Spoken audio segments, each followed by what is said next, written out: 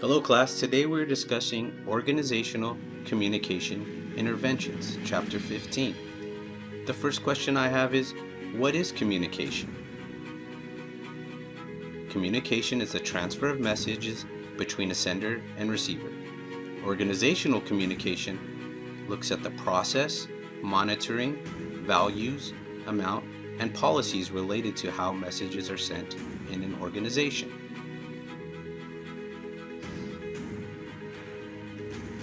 The PIP, or Performance Improvement Practitioner, is responsible for initiating change in the organization.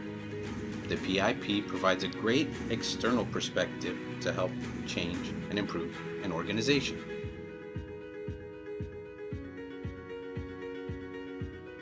Seven interventions are covered in Chapter 15. What are they? The first is communication networks. This intervention identifies patterns, provides infrastructure, and asks the PIP to intervene when necessary.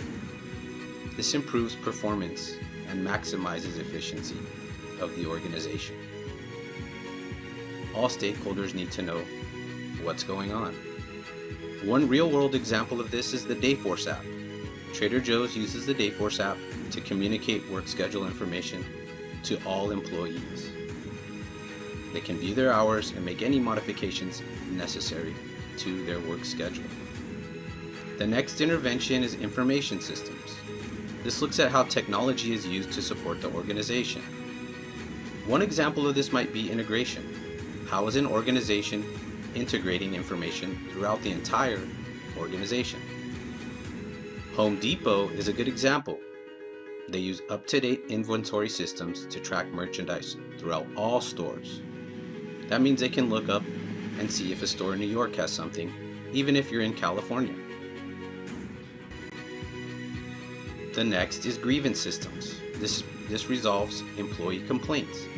There are various causes of grievances, including wages, hours, and conditions. The PIP may choose to design a new grievance system or improve upon an existing grievance system in the organization. Another intervention is dispute resolution. The PIP focuses on conflict resolution and makes sure communication is clear. The last is social media. For instance, we might consider how a company like Trader Joe's has established its social media presence, joining Instagram March 2017. What has been your experience with interventions? Hello class, today we're talking about Chapter 17, Financial Systems Interventions. What is the role of the financial system? The primary role is to move savings from one business or individual into investments for another business or individual.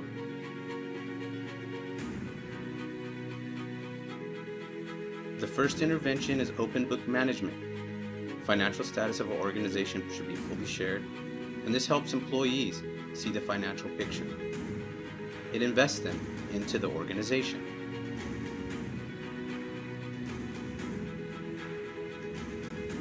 The next intervention is profit center versus cost center. The profit center controls costs and generates revenue. The cost center manages costs, but there's no budget or revenues. The next intervention is financial forecasting. It helps predict future trends and anticipates future needs. It provides a roadmap that measures the progress of the business, and the textbook notes that the PIP should gain proficiency in 2 qualitative forecasting techniques. The next intervention is capital investment and spending.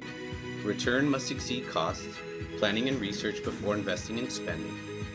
The textbook mentions the time of value money key concept, and the PIP helps oversee process, stays abreast of trends and developments. Next, cash flow analysis and forecast. Used by both banks and businesses to determine where and when cash is going to and coming from. Again, employee knowledge is definitely a plus for cash flow intervention.